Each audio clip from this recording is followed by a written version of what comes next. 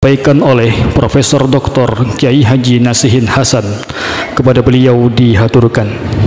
Dalam kesempatan ini, perkenankanlah saya ingin menyampaikan dialog saya dengan Allahumma gfirlah Mbah Kiai Maimun Juber dari Sarang. Kira-kira 5 bulan setelah beliau meninggal, Gus Dur meninggal, Baber silaturahmi ke rumah saya di Kebun Jeruk, Jakarta. Waduh, Masya Allah, Alhamdulillah, saya bersyukur. Itu yang kedua kali datang ke rumah saya, sebelumnya di Puri Indah situ, ini yang kedua. Habis kira-kira jam 12, habis sholat jamaah duhur, kemudian saya mau aturi dahar sama Bu Nyai berdua. Begitu saya gandeng mau ke meja makan, tangan saya dipegangi. Mas Nasihin, sik. Siji gawe loro gawe. Selain silaturahmi, saya ini mau tanya sesuatu yang saya tidak bisa menjawab ketika saya di Sarang datang, dan sebagian santri saya tanya, nopo Mbah, soal Gus Dur, soal nopo Mbah? Saya ini khawatir karena ketika di Cipasung itu Mbah Mun cerita kepada saya bahwa Mbah Mun mufarokoh dengan Gus Dur. Karena apa? Karena Gus Dur madani presiden. Madani itu apa ya? Ya ngata-ngatain presiden. Mbah Mun apa enggak kerso itu, wong apapun ya presiden loh, ojo diwadani koyok ngono lah, kira-kira gitu mufarokoh. Nopo Mbah? Lah iya, Gus Dur itu duwe aji opo? Loh, aji nopo Mbah? Lah iya, lah ini kan sudah bulan kelima, Mei, kira-kira tahun 2000 itu, Mei itu bulan kelima, bulan 6 itu yang ziarah itu kok nggak entek-entek itu. Gus Dur duwe aji opo? Waduh, wangel Mbah, pokoknya sampeyan terangno Gus Dur duwe aji opo? Dengan segala hormat, nuwun sewu Mbah, wonten sekawan nenggah kulo soal Gus Dur. Apa sing sepisan? Yang pertama itu adalah soal kesederhanaan hidup. Gus Dur itu sumeleh Mbah. Gus Dur itu nerimo ing pandum. Piye critakno. Saya ceritakan, Mbah, Gus Dur itu tahun 80-an gitu menjadi penasihat informal Lembaga Penelitian Pendidikan Penerangan Ekonomi Sosial LP3S di Jakarta. Penasihat informal, tidak formal. Nah, Gus Dur itu sering, Mbah, bahkan hampir kira-kira 3-4 hari datang ke LP3S. Nah, ke LP3S itu selalu naik bis, gandulan bis itu, sehingga saya sendiri, maaf ini, itu ditegur sama teman-teman, masuk Gus Dur sampeyan barno koyo ngono. Lah piye? Itu kadang-kadang sama Mas Johan Effendi almarhum naik bis gandulan itu. Ya, saya sendiri yang jadi staf LP3S datang pulang pergi dijemput pakai mobil ya, ngelus dodo, Masya Allah gitu. Tapi dengan segala ketenangan dan kemuliaannya dijalani dengan segala. Pada suatu hari, wis mangan durung ya Gus, ayo mangan ngarep kono. Apa namanya, Tegal itu apa namanya, ada ya, makanan apa, warung Tegal itu, jalan kira-kira ya hampir 100 meter lah dari kantor itu. Tapi sampean sembayar ya? Iyalah gitu. Aku nuwun sewu, aku kecopetan mau duitku kecopetan. Ya memang Gus Dur nggak pernah punya dompet, nggak tahu yang akhir-akhir ini. Selama saya tahu ya taruh duit ya di saku aja.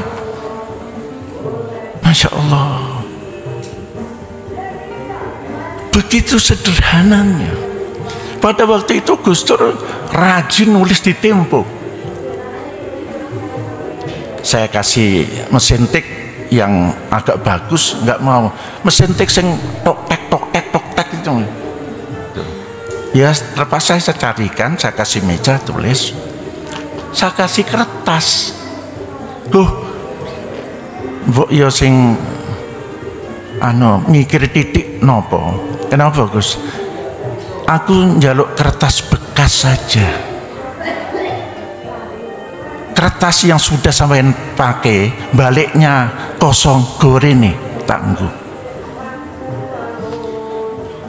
Karena perilaku kantor-kantor seperti inilah hutan itu habis. Saya sadar betul, ya Allah, ini bukan main ini. Pada tahun 80 orang bicara hutan, bicara lingkungan masih belum itu. Tapi itulah. Ya wis, soal kesederhanaan. Sing nomor loro apa? Nomor kali itu silaturahmi. Piye ceritanya. Jadi saya disuruh berhenti di LB3S. Saya cerita sama Mbak Mun ini, disuruh berhenti, suruh mbok yo nggawe dhewe program pesantren dan masyarakat, buat sendiri. Akhirnya kita merencanakan membuat Perhimpunan Pengembangan Pesantren dan Masyarakat, disingkat P3M. Nah sebelum itu kita laksanakan, Gus Dur ngajak keliling ke kiai-kiai di Jawa Tengah dan Jawa Timur, sampai ke Madura, sampai ke Banyuwangi, Blok Anggung, Kencong, Sukorejo, Paiton, muter sampai ke Sumenep, Lok Guluk, Anukoya. Ya, saya singkat saja. Silaturahmi pada suatu hari, salam dari kakak sampean. Maksudnya, iya saya ketemu kakak sampean di Sarang. Terus juga kakakmu di Rembang. Gus Dur dari sana? Iya, aku mampir yang omahmu. Masya Allah. Masya Allah. Tuh. Dan silaturahminya itu bukan hanya kepada yang hidup. Ini yang silaturahminya kepada yang sudah meninggal. Ada salah satu makam di Tuban Selatan yang orang nggak pernah tahu, tapi kemudian Gus Dur ngajak almarhum Mustafa Juhat untuk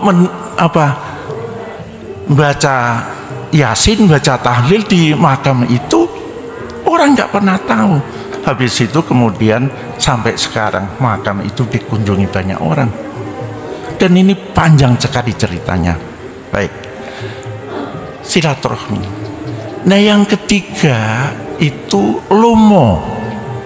Saya bilang yang nomor 3 itu lomo, Gus, loman. Gus Dur itu punya mobil Citroen. Mobil Citroen, ya saya nggak tahu, Eropa lah kira-kira gitu. Nah pada suatu hari Gus tolong dolen mobil iki sak payune piro, Mbak Yumu pengen ya usaha kecil-kecilan nggo modal. Ya saya cari teman untuk dijual mobil itu, laku 3,5 juta pada waktu itu. Mobil Citroen itu laku 3,5 juta. Kemudian saya minta supaya diantar uang 3,5 juta dalam amplop, saya bungkus coklat gitu, diantar. Kira-kira hampir sore datang yang antar. Ini cerita Pak Nasihin, maaf, uang itu hanya pindah tangan. Maksudnya lo nggak diatur ke bunuh dia? Enggak.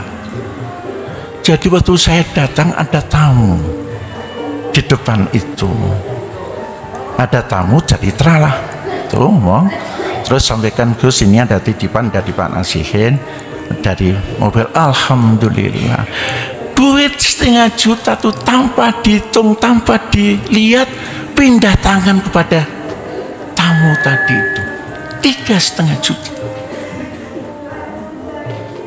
Masya Allah. Dan ini banyak ceritanya, tapi inilah kehidupan Gus Dur.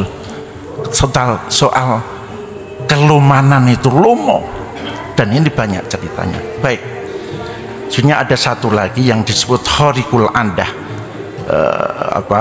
out of the box.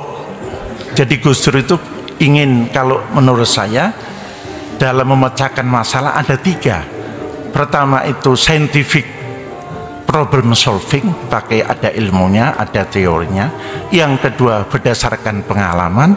Yang ketiga itu yang lebih banyak itu intuitif, intuisi tiba-tiba aja. Itu yang ini banyak cerita tapi waktunya habis. Kemudian Mbah Mun, wah ora kuat aku, ora iso aku. Iku laku sufi Mas Nasihin, ora kuat aku, ora iso aku, ora kuat aku. Iku lakune sufi. Nopo mbak niku? Yang pertama adalah membatinkan nilai menjadi perilaku. Jadi ontologi itu selalu menjadi aksiologi lewat ilmu yang begitu kaya epistemologinya itu. Saya terjemahkan, tapi Gus Mun membatinkan nilai Islam di dalam perilaku. Yang kedua, selalu intelektualitas itu diwujudkan dalam spiritualitas. Ini yang kedua, ini Mbah Mun ini.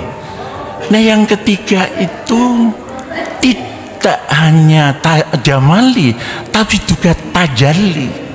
Antara tajali dan jamali itu dicoba direkonstruksi oleh Gus Dur sedemikian rupa. Maka akhirnya ini Gus Mun, Mbah Mun, maka akhirnya rasa menjadi rasa, rasa hati itu menjadi kekuatan yang saya pikir ini saya ingin tutup. Gus Dur, bahagialah dalam tidurmu yang panjang di pangkuan ilahi. Bahagialah diperlukan Sang Robi.